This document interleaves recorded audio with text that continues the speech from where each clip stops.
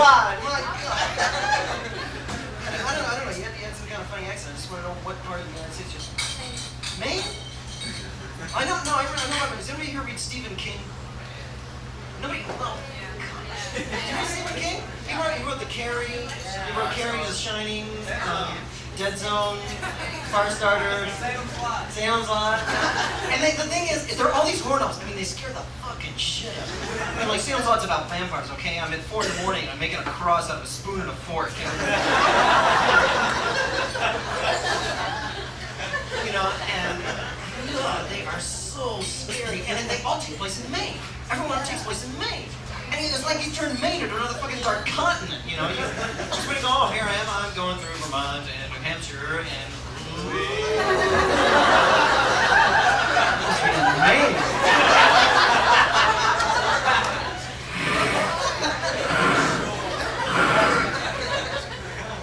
Can't wait till I get to Canada. Really? God, I love to go up there and drive a couple steaks through somebody's heart. Welcome to Maine!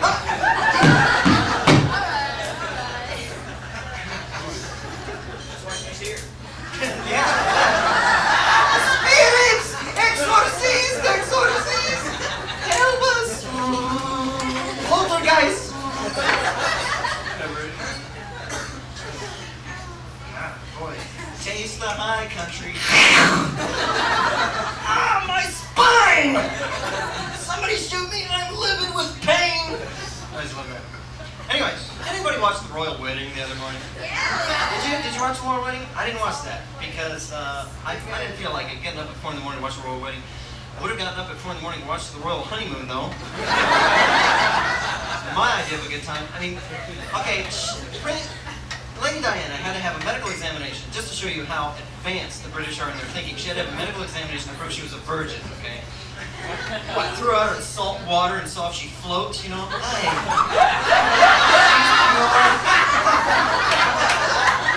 Let's burn her with hot coals to make sure. If she blisters, then we'll know. Medieval people, you know, my God, you know, so they make sure she was virgin. So I said, yeah, she's a virgin, you know. And the royal gynecologist who saw she was a virgin. Oh, this week's people, you know. Some guy sitting there with a glove.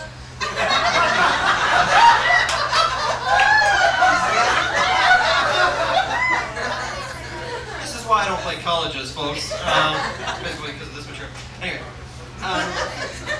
You know, and then there's Prince Charles, okay? The guy's 32 years old, has had every piece of ass from here to South Africa. They'd say that even on the news. Yes, Prince Charles has departed this week on another one of his 7-week fuckathons across Asia, sampling women of all kinds. That's it, you know? Gets together with Lady Diana. My God, I would have loved to see that. Called in a dog and tied a piece of meat to the back of her neck, you know. I have to do this to be queen. Yeah, Rose! Yes, that's what marriage is going to be like.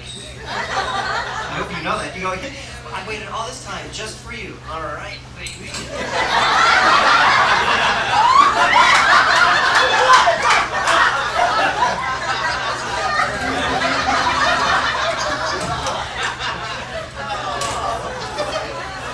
Yeah, you read those school books that said, a wedding day is the most important day of a girl's life. And there's the groom going, oh, I'm gonna get me some pussy too. It's what it's like. I mean, you know, boy, I wouldn't know. I've never gotten married, you know. I've gotten laid, though. I know, a lot of people, is he, no, he's serious. I thought he was a fag. Like I said, most people think I'm gay, you know. I mean, you know, I don't know why. I just kind of, I have it written across my face. I like to suck dicks. I mean, people, they tell me that. Does anybody hear that problem? No, not me. I'm a real man there. Yes, I don't know. I mean, because I have no hair on my chest whatsoever. None. You don't know how discouraging that is. I mean, you know, just get up in the morning and go, nope, not there. I'm 24 years old. This is a heavy beard I'm going to get. I'm not going to be able to grow a beard or mustache. Just stand out in a strong wind. Okay, there we go.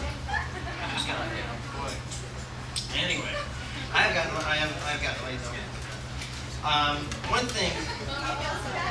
You want to tell me about it? Oh, every detail. I said I refuse to eat pussy. Okay, is everybody understand that? Okay, good. Why? Because it goes to your brain. It makes you crazy. Custer, General Custer, George Armstrong Custer, big pussy eater.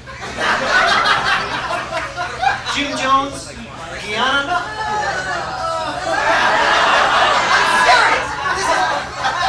It's a historical fact. It was. So I am going to retain my sanity and clarity of vision by keeping myself free of such poison. Tastes like fish? I wouldn't know. Anyway, let's get on something else, something a little more pleasant. I know, I feel like I'm playing kickball with a dead animal up here. Remember that? You used to get like a dead rat on a string or something like that? Hey, Tommy! Well, I did that when I was a kid. I don't know about you. Where do I live? How about where I'm from? Ask me where I'm from. Where are you from? Your mother. My mother. Your mother. Where you from? You're from your mother. Are you Jewish? Because you're getting on my nerves. Just curious. Yes, no. Last girl I dated was Jewish, by the way. I nearly lost 2 fingers of frostbite that way.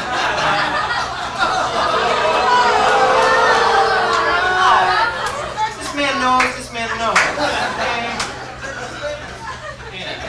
That doesn't make you crazy, it crumbles you for life. There's guys that with pencils going, friends, please give, I dated a Jewish girl. Please. No, we broke up though. We broke up. And the great thing about breaking up with a Jewish girl is you don't feel you've been dumped on, you feel like you've been fired. They call you into their office and go, I'm afraid you're just not working out. We're going to give this relationship about 2 more weeks. And you're sitting going, but I love you, what about... And you hear this... Excuse me, I got a phone call. Great. Anyway, where I'm from. Let's get back to where I'm from. Don't you like that, the way it's kind of blend everything together? Where are you from? Where I'm from. Okay. I'm going back there, by the way. I'm going back home. I'm from Lubbock.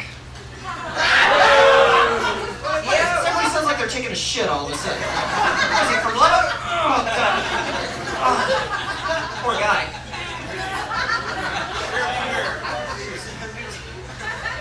Yeah, I am. I'm from Lubbock. Yeah, people from New Jersey going, he was making fun of us. Where's my cowboy? I didn't wear a cowboy hat. Yeah, I'm from Lubbock, and I don't wear a cowboy hat, and I don't wear boots. And I've never had intercourse with any kind of barnyard animal. But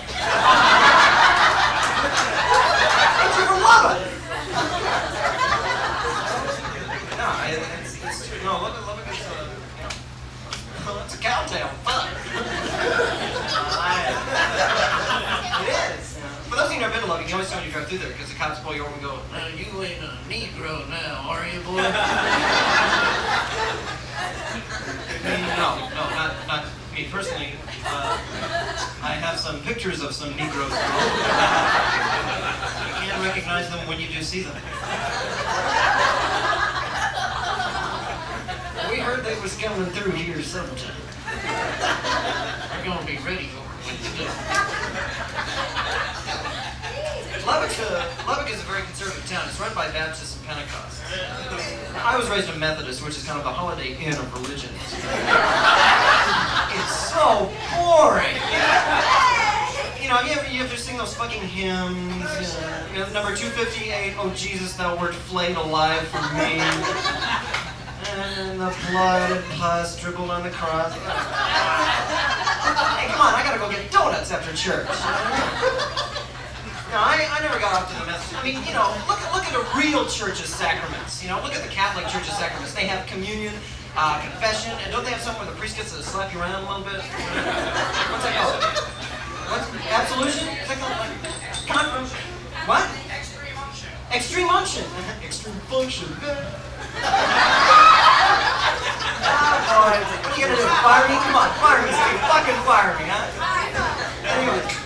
Hey, yeah, stream munching, which is kind of neat because, you know, you kneel at the altar and you go, please, I'll say 5 Our Fathers and 5 Hail Marys and all 2 Stations of the Cross. That's not good enough, my son. Oh, it makes being chaste worth it. But anyway, in the Methodist Church, the sacraments are like the mowing of the lawns, the taking out of the garbage, the changing of the car title, that kind of thing. It's just nothing at all. But anyway, yes, I am from Lubbock. I moved to, I went to school in Austin, and I went to UT. What did you study when you were there? When you still there, what did you study? Biology? I will be a doctor.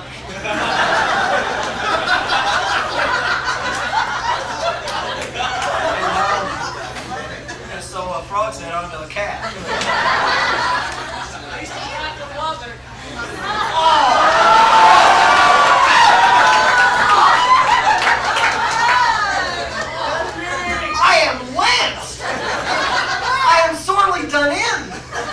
Shakespeare fucking shit, whatever. God, at least he's not from Lubbock. I'm sorry, I'm offended on that. I can't come back. This man is the heckler king, okay? Hecklers have been waiting for 2,000 years for this man to return.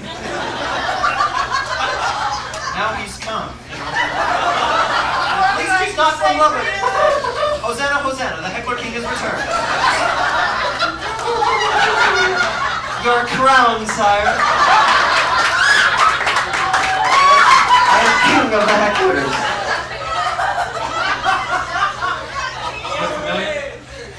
Anyway, where are you from?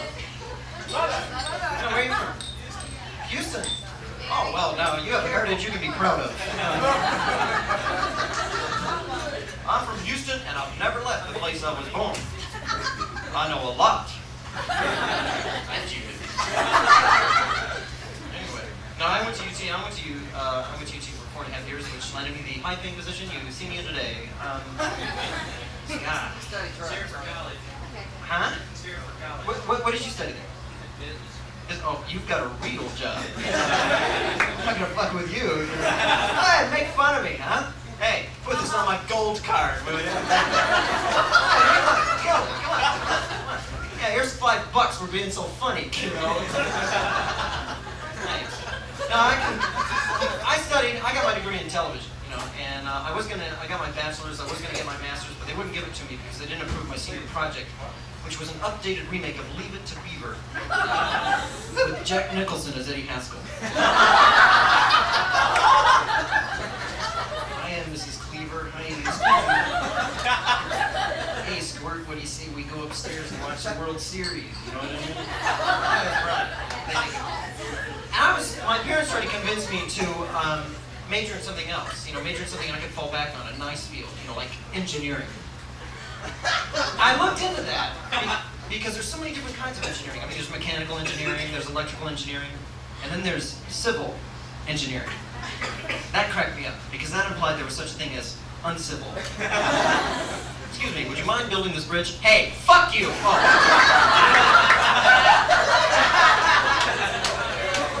Frank, I think next time we better use a civil engineer. I don't know, it's just, I mean... yeah. You like trains for long?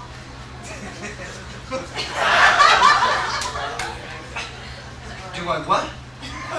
What? He's from Lubbock. We're fucking Venus, okay? Scotty beamed him down for some reason. Anyway, civil engineering. Another term like that cracked me up was offensive lineman. Offensive lineman, like a guy get down there and, hey, how you doing? Excuse me, I'm an offensive lineman. Purpose is to gross out the other side. Hey, get this guy out. Take the fucking football, man. Everything. Jeez. Oh boy. Yeah, I'm what's known as the kind of an intellectual comedian.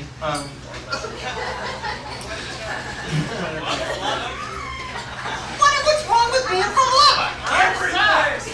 It sucks. And very good too, if I may.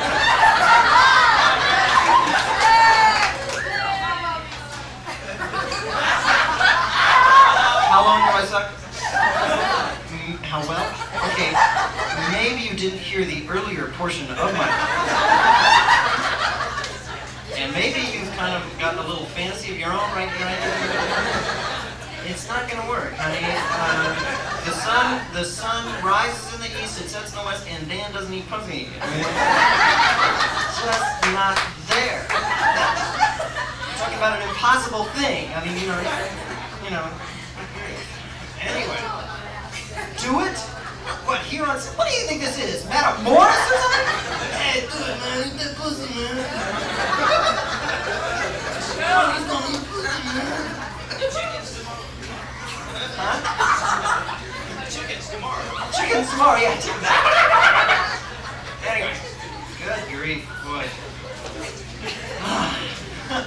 Well, I gotta loosen up the crowd, right? And all I need to do is do anal rape humor and we'll cover all the bases. Okay.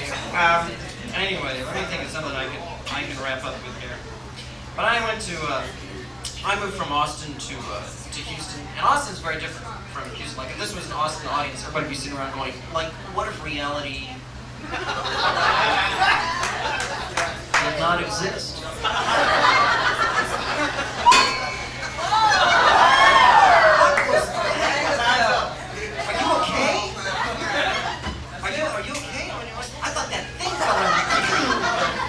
God was up in heaven going, that's not very funny, Dan.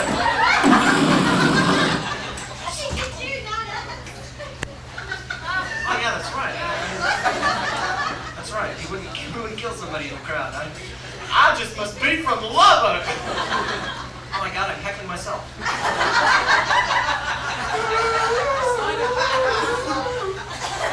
It's a minute for your approval. A comedian heckling himself on stage. No, hang it. I can't do it. Anyway, so I moved here to Houston about 2 years ago. I remember my first impression of Houston was being caught in rush hour traffic on Highway 59 South, 4:30 in the afternoon on a Friday. And people wonder why I'm homesick for Lubbock. First of all, I didn't know it was a freeway. I thought it was a new kind of subdivision. You know, this is convenient. Everybody lives in a car. So why don't they build subdivisions that way? You know, you need some milk from the stop and go. You can just get it and go. You know. So I'm sitting there, and ahead of me is a bumper sticker that says, "You'll get my gun when you pry my cold, dead fingers off the trigger." And it's on a police cruiser. Listen, y'all been a lot of fun. My name's Dan Barton. I gotta go.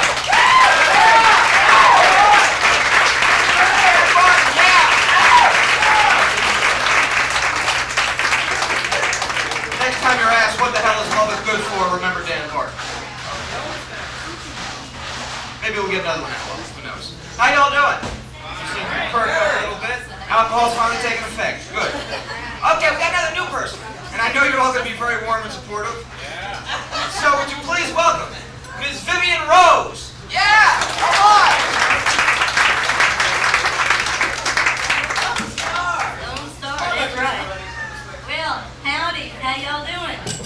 Good looking audience. I got to tell you about the other evening. This has got to be the strangest evening I ever did have. See, well, me and my husband, we done split the sheets, you know. Because he was a Yankee and me, I'm from a little town in Texas called Muleshoe. Yes, sir. Yeah, right. There you go. Well, actually, it's more towards Wichita Falls, East Texas. And we're different from them West Texans. They're strange. You saw that.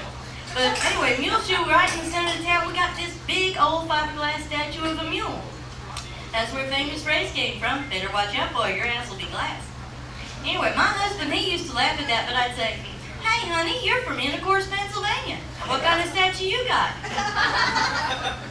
But listen, my husband and I, well, we couldn't get along because, well, like, he was into this punk rock dancing, you know? I mean, there he'd be, just bouncing around the stage like little kids, you know? Shoot, hey, country and western, now that's adult dancing. Like the schottish, 1, 2, 3, hop, 1, 2, 3, hop, step, hop, step, hop. Don't that seem like grown-up stuff to you? In the name of them punk rock groups, they're so strange, like the Sex Pistols and Devo. I once saw one that was called Big Red and the Midolphs. It was a women's singing group. Now, this is true. It was over at the island. But country and western, now now, hey, those people, those are all American macho names for them, you know, like Mundo Airwood, Conway Twitty. Oh, and their songs, you know, they're all about sex and violence. Country and Western, hey, we sing about important things like drop kick me Jesus through the goalpost of life. Hey, we sing about love. I got tears in my ears from lying on my back in my bed and crying over you. We got a song about Houston. Oh, the pothole that ate my Toyota has swallowed my Ford pickup truck. There's a swing version of that. My baby takes a morning bus. He's still waiting for it at dusk. If it is hot or if it rains, you'll never see that bus again. Yes, sir. Well, I'll tell you, my husband, well, he did try now to be a Texan. He went out and he got him some of them leather leg coverings, you know, them chaps. But they was too big and they wouldn't stick. So he went out and bought him some chapsticks. He said to me, what do you do with it, Bill? I said, you put it on your lips. He tried, but them chaps, they kept falling off, tore his mustache off and everything. And he could never get the hang of talking Texan, you know, like, he'd laugh at me and say I was real countrified, because when I didn't hear somebody, I'd say, sir, or ma'am. He had a great big, you know, sophisticated Yankee type term for that. Oh. Whoa. Shoot, I tell him, talking Texan is just being specific. You know, like, we got a law down here that says you cannot participate in homosexual activity with a member of the same sex.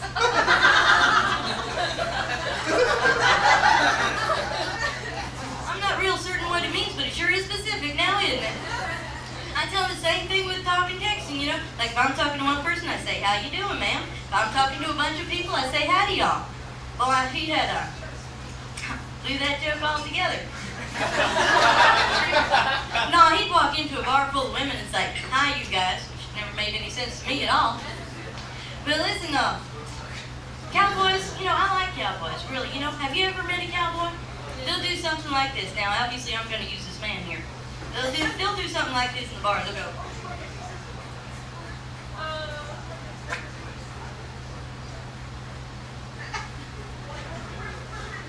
darling,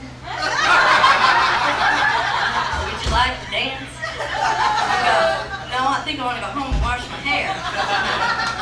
Really, cowboys are cool, you know. They'll say, why, you sweet young filly, you cute young heifer. Kind of makes you wonder what they do out on the ranch now. Texans, they don't do too well outside of Texas either. Like, my brother Bubba, well, he went out to Los Angeles, got arrested right away for hustling the mannequins in the store windows. Now, it wasn't his fault, see, because my husband had told him that all the people in California were plastic and all the women were dummies.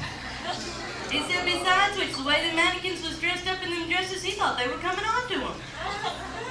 Of course, Bubba's the type of guy that thinks it's real funny that they're having a big problem with fruit flies out there by San Francisco.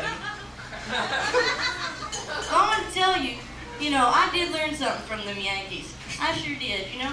I mean, have you ever seen a regular size spoon? You know, just like a teaspoon that you stir your coffee with? Bet you thought that was regular size. Wrong! That's a Texas size spoon. So I want to show you what they got up north. They got these here little bitty spoons.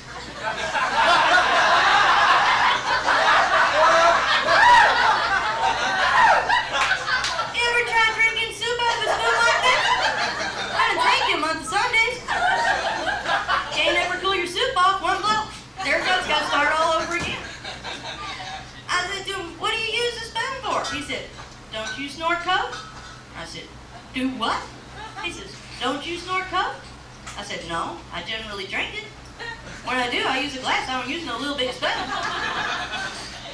Anyway, so then what he does, he pulls out this here little bitty bottle. I said, what else you got? A little bitty knife and a little bitty fork? I mean, shoot, when he's in a hurry, he drinks coffee from a little bitty cup called an espresso. Well, he took some with a little spoon, and he stuffed it up his nose. And then he was out there in hot heaven. He said, boy, I'm cooking now. Well, I figured it out. See, I didn't just fall off the turnip truck now.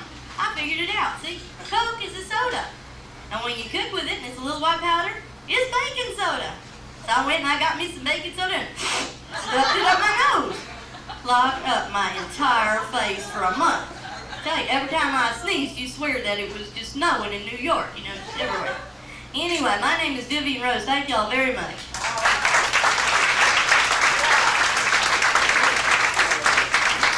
Vivian Rose, ladies and gentlemen. Boy, have I got a treat for you.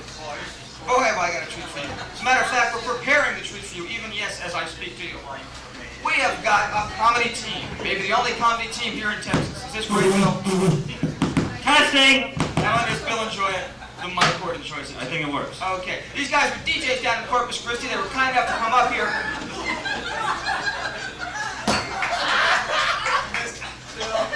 I'll ask them to do it again later for me privately.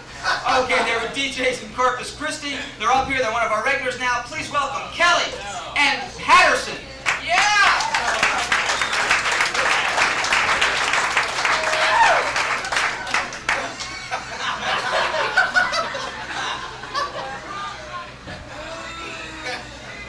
Yeah, we bad?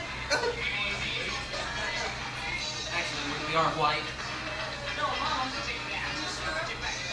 Yes, we are white. I know you can't see us from where you're sitting right now. Let me turn this off. How y'all doing?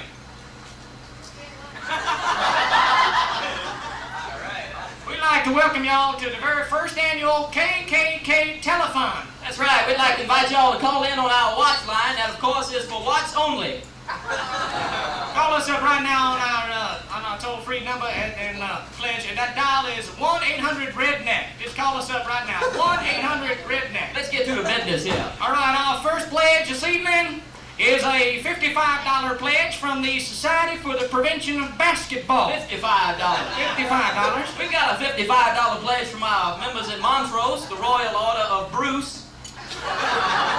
They're easy to recognize. They're the ones wearing satin sheets. We like to think of them as our sister organization. Our next pledge doesn't contain any money. However, one of our members pledges to put 15 Astrodome popcorn vendors out of commission. And he challenges all members to meet or beat that total. We got another pledge from one of our members over in the Heights, Billy Ray. Now, he doesn't pledge any money, but he sent us a sketch of his new neighbor, Juan Gutierrez. He's a little upset about it. Here's a sketch of Juan. It's on your TV screen now. And Billy Bob would like to challenge all members to meet and beat this figure. And beat him good. Let's get to the important part. These Vietnamese shrimpers out here have been accusing us of being racist. Can you believe that? Us? Racist? We like to refer to it as anti-slanti.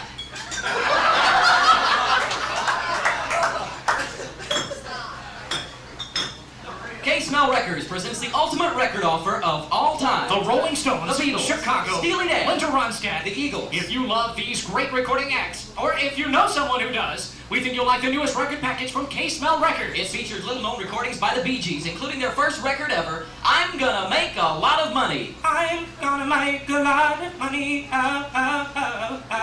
Plus, you'll get bits and pieces of other famous Bee Gees songs. And you'll get...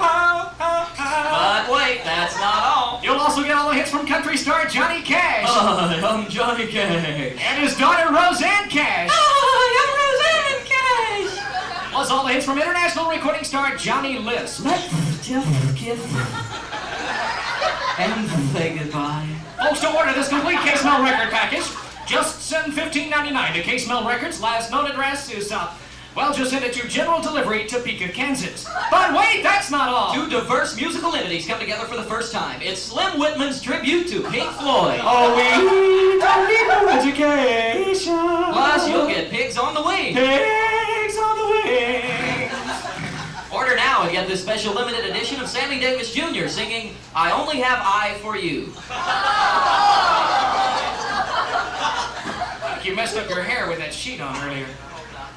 Good evening and welcome to the new Sports Beat Talk Show. I'm your host, Anthony Martini. Let's get to our first phone call for you now. Hi, you're on Sports Talk. Yeah, man, I got a question for you, man. Yeah, that's what we're here for. Could a illegal alien win the Boston Marathon, man? I'm not sure. Why don't you just stay tuned, sir? Maybe one of our other wetback listeners will be calling in later on. We'll find that out. Before we get to our second call tonight, let's go over the trivia questions from last night. The first question, what did last year's Astros and Rockets have in common? The correct answer was they had the same number of minorities. The Astros had 4 Hispanics and the Rockets had 4 white guys.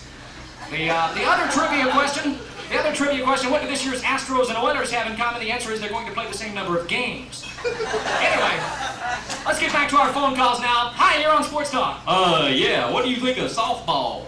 Well, it's a rotten disease, sir. I've had it myself a couple of times, but I don't think that has anything to do with us here. Hi, you're on Sports Talk, 1981. What do you know?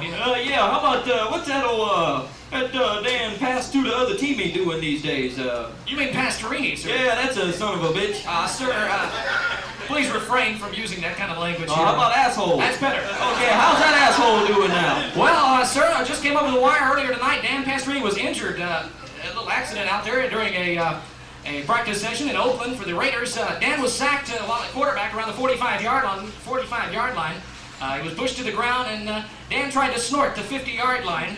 But Dan is reported in satisfactory condition tonight with a dislocated sinus. We've got time for one more call here on Sports Talk 1981. Hello, you're on the air. Hi, yes, I've got the answer to the first caller. Yes, ma'am. Sir, yeah, go ahead. What was the illegal? In fact, there was an illegal alien who won the Boston Marathon back in 1957. He was the first illegal alien to win the marathon. Also, he was the first ever to win the marathon carrying a Sony 19-inch color TV. I didn't know that. Thank you, sir. That's Sports Beat 1981. Good night. In case you missed the news tonight, we'd like to keep you up to date on what's been going on. Well, good evening. The Mormon Church today filed official protest in Washington over the construction of the Annex missile sites in Utah. It was also learned today that the Mormon Church is trying to obtain their own neutron bomb. The Mormon bomb destroys people but leaves their bicycles standing. In other news this evening, President Ronald Reagan was interviewed by reporters. Reporters asked the president if he thought he was going senile. President Reagan said that he didn't think he was anytime soon, but that he and Nancy might be planning a trip to Egypt next fall. And with a look at fishing news, here's our fishing correspondent, Billy Joe Hermaney. In fishing news, 3 fish was killed today when the rock they were swimming under collapsed. We'll have a film at 11. And in other news this evening, with the influx of boat people coming into the United States, famous entertainers are getting into the act of helping them out. Famous drummer Buddy Rich has hired 3 skinny Vietnamese farmers. He's asked them to wear their rice hats. He'll be using them as symbols on an upcoming tour. Former BG Barry Gibb is in the news today. In an effort to lower his voice, he successfully had a 3rd testicle implanted in surgery in Sweden. And finally tonight, in sports news, Olympic Committee officials in Los Angeles have announced that RJS will be the official amphetamine of the 1984 Olympics. That's the news. Have a pleasant good evening. Tonight on NBC, join Johnny Carson and his guests, Joe DiMaggio and Dr. Joyce Brothers, as they discuss the use of Mr. Coffee filters as internal birth control devices. Right after the Tonight Show, it's the Tomorrow Show with your host, Tom Snyder. Tonight, join Tom and his guests, Eric Von Daniken and Truman Capote, as they go in search of ancient queer astronauts. Tonight on NBC. Well, let's play Jeopardy 2. I'm sure everyone's familiar with that game. How about a big hand for your host for Jeopardy 2, Mr. Wink Dinkerchain? Hey, all right, thank you. Good evening and welcome to the new nighttime PM edition of Jeopardy 2 PM. I'm your host, Wink Dinkerchain. Our contestant is Cletus Lovebuck. He's from right here in Houston, Texas. Right. Cletus Lovebuck is the manager of a 7-Eleven store here in Houston. And it says here his hobbies include fixing microwave ovens, playing pinball, eating junk food, and dodging bullets. Right. Let's go over the rules of the new Jeopardy 2 PM version. First of all, folks, remember, when you hear this sound, that means the question's about to be given. When you hear this sound, that means the wrong answer's been given. And when you hear this sound, that means somebody farted. Okay? All right, Cletus, for 25 points. Are you ready? Yes? That's right, for 25 points. Now for 50 points. Cletus, are you nervous? No? That's right, for 50 points. For 100 points to your grand prize package. Cletus, are you ready? Yes? That doesn't win it for you. Damn. Your categories are sex, Yes. drugs, Yes. sex and drugs, Yes, yes. drugs and sex, Yes, yes, yes. sex, Yes, drugs yes, and yes, sex, yes, drugs, yes, drugs, yes, drugs, yes. drugs, sex, drugs, drugs, drugs, sex, drugs, drugs, drugs, sex, drugs, drugs, sex, and ballet. I'll take ballet. All right, ballet. For 100 points in your grand prize package, the category ballet, the question is, who played the part of Bichely in the 1956 Moscow version of the Nutcracker Suite? Now, was it A, Marvin Zindler, B, Mayor Jim McCann, Doubt it. or was it C, Cletus, somebody else? Wow. I'll go with C, somebody else. That's right, for 100 points, your grand prize package. What do we got for him, Don Pardo? Well, the grand prize package starts off with the fabulous hostage getaway trip for 2. That's right, Cletus, you'll be whisked from the city city of your choice to windblown Tehran in northern Iran. You'll spend 4 mind-blowing, brainwashing days at the fabulous 52-room Holiday Embassy. You'll be the Grand Marshal of several riots, Demonstrations. revolutions. You'll even receive a guest shot on Iranian TV. Upon arriving back to the United States, you'll be the Grand Marshal of several parades, Homecomings. grand openings. You'll even receive a guest shot on American TV. You'll be making endorsements, Money. interviews, Money. movies, Money. TV, Money. radio, Money. Hollywood, Money. women, Money. drugs, Money. women, Money. drugs, Money. women, Money. drugs, Money. women. Money. What do we got for Don Pardo just for playing our game? It's a year's supply of Popeil's pocket circumciser.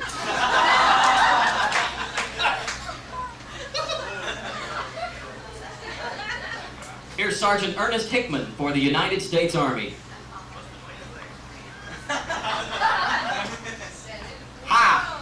Hi there. Are you unemployed? Are you a high school dropout? Do you like to play with guns? Well, folks, if you answered yes, No. I don't know, Say what? or no hablo inglés to any of those questions, there's an exciting career awaiting you in the U.S. Army. Even though the Army has relaxed several of our restrictions over the years, there's still a lot of hard work to be done in the U.S. Army. After only a few months, you'll be learning how to provide maintenance for F-16 subsonic bombers. You'll be involved in the latest advanced laser technology, and you'll learn how to smoke a lot of dope. Here, folks, is Private Stubby Fark to tell you what the U.S. Army has done for him. Totally unsolicited. Hi, I am Private Homer Fark, inviting you to make something of your life like I done. I have learned a interesting and practical skill that I will use all my life. Of course, being a hand grenade repairman is a risky business, but I'm looking forward to my discharge so that I can open up my own hand grenade repair shop in my hometown, or maybe a couple of miles outside of town. That's the U.S. Army, folks. We're looking for a few good men.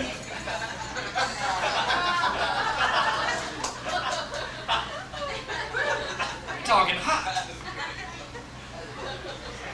It's no city beer. It ain't no country beer. It's sewers beer. That's right. New Sewers beer from the country of 1,100 cesspools. We interviewed over 14,000 garbage men from coast to coast and asked them what their favorite beer was. Excuse me, sir, do you like Budweiser? No. How about Schlitz? No. What about New Sewers? Now that's some good shit. That's Sewers beer, the beer that made Pasadena famous.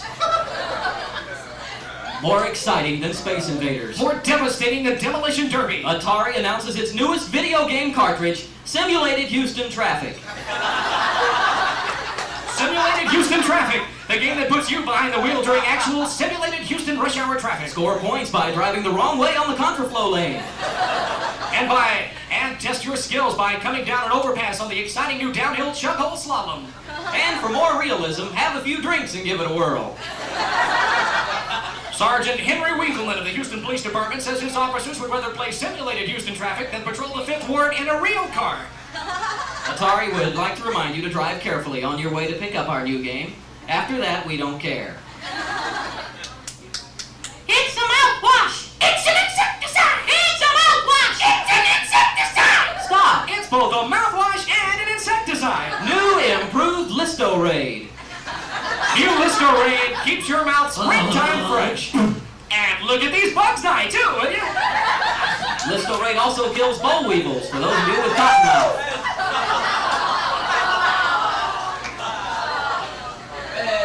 We now take you live to Indianapolis, Indiana, the greatest spectacle in racing, the Indy 500. Welcome to the Indianapolis 500. There have been some rule changes this year. The cars are allowed to travel in both directions around the track. That's right, half the cars are going clockwise, half of them are going counterclockwise. We're almost halfway through the first lap of this accident-free race. AJ Boyd is first, Mario Andretti is second, Al Unser is second, Johnny Rutherford moves into second place. By the way, those new bleachers in the first turn can seat up to 100,000, 80,000 people this year. We're on the last lap now, there are only 2 cars left. Here comes AJ Boyd. Here comes Johnny Rutherford. Here comes AJ Hoyt, and it's a tie. We're Kelly and Paterson. Thank you. Good night.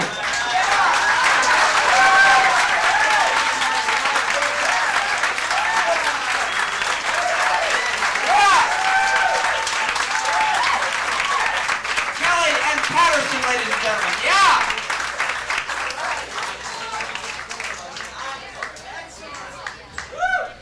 I got a bunch of other comics for you.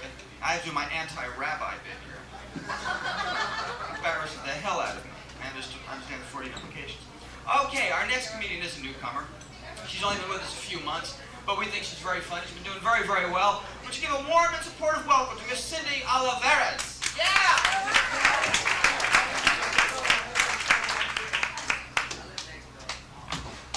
You know what? I'm supposed to stop clapping until I have my phone.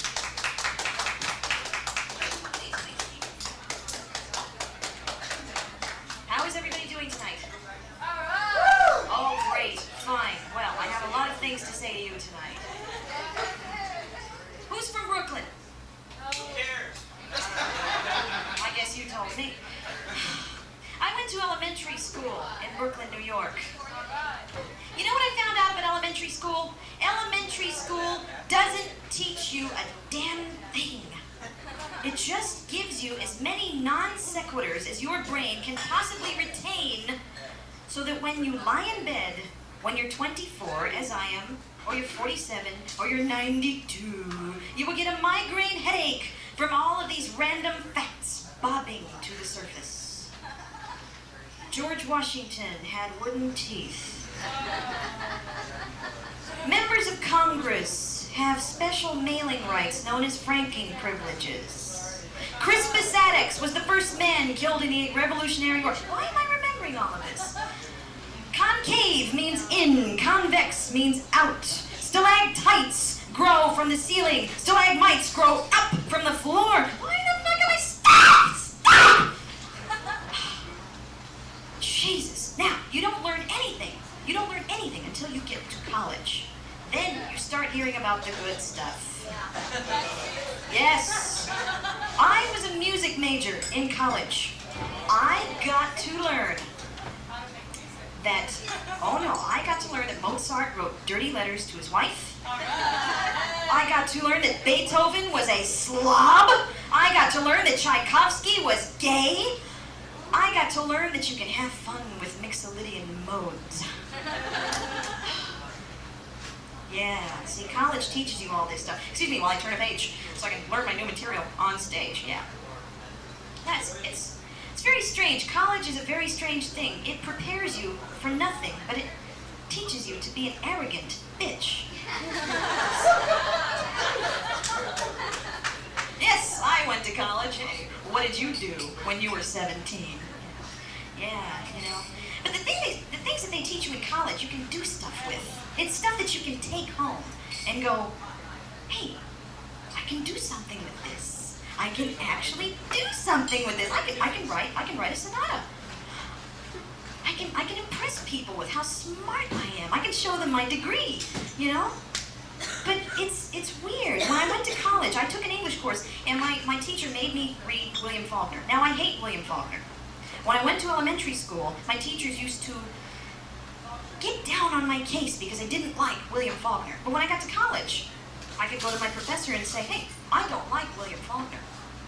I like Luigi Pirandello. Oh, excuse me. No, it's okay. You don't have to read William Faulkner. I was smart when I got out of college, so why, when I graduated, did I wind up in a novelty shop selling rubber vomit and fright wigs? Doesn't make any sense, you know? But I'll tell you what, though, I was the most sophisticated poo-poo cushion pusher that store had ever known. Yes, I knew that I was valuable to that store, and they were loath to lose me. That's right, yeah. They tried to get me to stay. Yeah, they gave me a party at the ice skating rink at the Galleria, and they told me I could have my choice of any of the rubber monster masks in the store. But did I stay? No. No. I